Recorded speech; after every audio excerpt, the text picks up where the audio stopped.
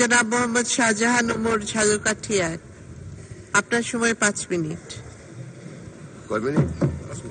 5 minute কি বলবেন? মাননীয় স্পিকার, স্বাধীনতার মাসে আপনার মাধ্যমে সকল জাতিকে রক্তিম শুভেচ্ছা জানাই। এই মার্চ মাস একটু ঐতিহাসিক মাস। আজকে 3 তারিখে বাংলাদেশের পতাকা ঢাকা বিশ্ববিদ্যালয়ে উত্তোলন করা হয়েছিল।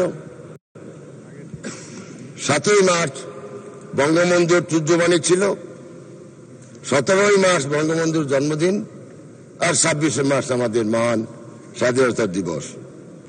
মাননীয় স্পিকার, সেই স্বাধীনতা অর্জনে 52 সন থেকে যত বীর শহীদ হয়েছেন তাদের রুহের মাগফিরাত জানাই। 1975 সনের 15ই আগস্ট, পরবর্তীতে 21শে আগস্টে যে সমস্ত হত্যাযজ্ঞ চলেছে তাকে কন্ডেম করি এবং যারা শহীদ হয়েছে রুহের মাগফিরাত করি। সাথে সাথে মুক্তিযুদ্ধের লিজেন্ডারি ফিগার তো একটাও দেখি না, সবগুলি কোথায় গেল? আমার মন্ত্রীও দেখি না, মুক্তিযুদ্ধের মন্ত্রী। যাই হোক, আপনার মাধ্যমে জীবিত মুক্তিযোদ্ধাদের সশস্ত্র সালাম জানাই, স্যালুট করি। মাননীয় স্পিকার, আমরা একটা ইউনিক পার্লামেন্টে বসে আছি। আমার পজিশন এমন জায়গায়, I am sandwich between treasury bench and opposition bench. This is true sense of Westminster type of parliament, যেখানে ট্রেজারি বেঞ্চ থাকে আর হার ম্যাজেস্ট্রি রয়্যাল অপোজিশন থাকে। তো আমাদের অপোজিশন আল্লাহর ইচ্ছায় her Majesty's royal opposition. It's very good, purely Westminster type of government. মাননীয় speaker, Quader ভাই কিছু ভুল বলছি নাকি? Sorry for that. মাননীয় স্পিকার, পৃথিবীতে কিছু কিছু ক্ষণজন্মা পুরুষ জন্মগ্রহণ করেন, তারা স্বপ্ন দেখেন। যেরকম আমেরিকাতে কিং মার্টিন লুথার জুনিয়র স্বপ্ন দেখেছিলেন যে আমেরিকাতে একটা ইগালিটেরিয়ান সোসাইটি হবে, যেখানে caste, creed, colour, race, religion এগুলি থাকবে না, সমগ্র American black and white equal হবে। স্বপ্ন দেখেছিলেন। ওনাকে মৃত্যুর মধ্যে দিয়ে এই স্বপ্ন বাস্তবায়িত হয়েছে। আমাদের দেশেও আমাদের জাতীয় জনক বঙ্গবন্ধু শেখ মুজিবুর রহমান স্বপ্ন দেখেছিলেন প্রথমে বাঙালিদের পাকিস্তানের বৈষম্য থেকে মুক্ত করতে, পরবর্তীকালে that culminated to war of liberation. যাই হোক, এরপরে 75 কোন দল চিরস্থায়ী থাকে না। রাজনীতিতে একটা গ্লোরি আছে মাননীয় স্পিকার, যে সবসময় জিতা, এর ভিতরে কোনো গ্লোরি নাই। কখনো জিতবে, কখনো হারবে, আবার জিতবে, আবার হারবে। এই সাইকেলটার মধ্যেই গ্লোরি লাই করে।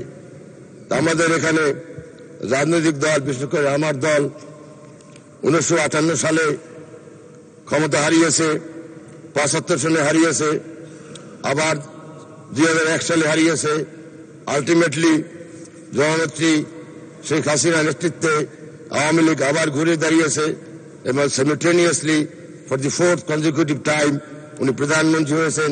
ওনার দল ক্ষমতায় এসেছে, এই জন্য উনি অবশ্যই কৃতিত্বের দাবিদার। মাননীয় স্পিকার, কোন দেশ এবং জাতি কেবল ন্যাচারাল রিসোর্স, অর্থ সম্পদ থাকলেই উন্নতি লাভ করতে পারে না। এই জন্য একটি সর্বজনা স্বীকৃত স্টেট পলিসি দরকার। যেরকম ব্রিটিশ প্রাইম মিনিস্টার সাবেক মার্গারেট থ্যাচার বলেছিলেন যে রাশিয়ায় না আছে কি? Oil, gas, iron, coal, timber, gold, everything, but Russian economy much lower than of our closest neighbours. আমরা অত দূরে যাব না। আমাদের পার্শ্ববর্তীদের বার্মা আমাদের সাইজে 5 গুণ, জনসংখ্যা 1/3, তো টোটাল তাহলে 15 times দেন বাংলাদেশ। তাদের মাথা পিছু আয় 1200, আমাদের মাথাপিছু আয় $2800। This is because of policy. বানমাতে পলিসি নাই, 2 মিনিট। ক্ষমতা দখল করে গণতান্ত্রিক সিস্টেমকে চলতে দেওয়া হয় না, রেজাল্টিং পভার্টি ইন বার্মা। আর আমাদের এই দেশে আমাদের গণতন্ত্র আমাদের মতো, আমাদের গণতন্ত্র ওয়েস্টমিনস্টার টাইপ হবে না যেখানে ফার্স্ট পাস্ট দি পোস্ট সেই জিতে যায়। আমাদের গণতন্ত্র আমেরিকার মতো হবে না যেখানে ইলেকট্রাল কলেজে 273টা ভোট পাইলেই হবে। আমাদের গণতন্ত্র ফ্রান্সের মতো হবে না যেখানে 51% ভোট পেতে হবে। আমাদের গণতন্ত্র নর্থ কোরিয়ার মতো হবে না যার নাম Democratic People's Republic of North Korea, ডেমোক্রেসির ড ওখানে উপস্থিত নাই, একদলীয় শাসন। আমাদের গণতন্ত্র, আমরা যে ধরনের মানুষ, যে ধরনের আমাদের কালচার, কাস্টম, সোসাইটি, শিক্ষা দীক্ষা, সেই অনুসারেই আমাদের গণতন্ত্র প্রযোজ্য। আমরা যদি আজকে America, Japan, England, France, Germany blah blah উদাহরণ দেই, আমরা তো ইংলিশ না, আমরা তো ব্রিটিশ না, আমরা তো জাপানিজ না। আমাদের গণতন্ত্র আমাদের মধ্যে হইতে হবে। দেখা যাবে এই গণতন্ত্রের প্রক্রিয়া চলমান কিনা। একদিন আমরাই দেখবো ইনশাল্লাহ এই প্রক্রিয়া আস্তে আস্তে আস্তে আমরা হয়তো বা এমন ডেমোক্রেটিক সিস্টেমে আলটিমেট সিস্টেমে পৌঁছে যাব যে সমগ্র পৃথিবী আমাদেরকে ধন্যবাদ জানাবে। মাননীয় স্পিকার,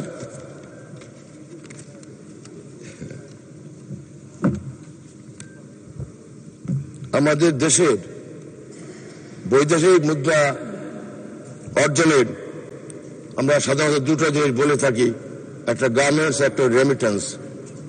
এই রেমিটেন্স যে আসে, আমরা আরো রেমিটেন্স অনেক বাড়াতে পারি যদি আমরা একটু দৃষ্টি দেই। সেটা কেমন? মোস্টলি আমাদের লোকজন আরবিয়ান কান্ট্রি যায়, সেখানে যদি স্পোকেন আরবিক আমাদের লেবার ফোর্স শিখে যায়, ডেফিনেটলি ওরা এখানে বেশি বেতনে চাকরি পাবে। মাননীয় সদস্য, আমি আর 2 মিনিট দিতে পারছি, এর মধ্যে শেষ করবেন। আমরা we are grey-haired people, old parliamentarian. I deserve few minutes more. I've stepped up to you. মাননীয় স্পিকার, এই যে শ্রীলঙ্কা, ফিলিপিন, তারা ইংলিশ জানে, যার জন্য তারা বিদেশে ভালো ভালো চাকরি পায়।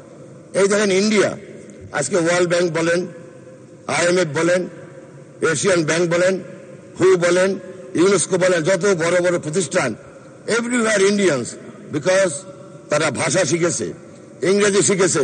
আমরা ইংরেজি শিখি নেই। আজকে স্কুল কলেজে ইংলিশের টিচার নিয়োগ দেওয়ার জন্য শিক্ষিত লোক পাওয়া যায় না মাননীয় স্পিকার, যার জন্য ইংলিশ হয় না। আমি আপনাকে লাস্ট টাইম বলতে চাই, এই হাউজের সকলকে জানাতে চাই, মাননীয় স্পিকার, আমাদের মতো উন্নত দেশে English is economics, English is economy, English is employment, English is industry.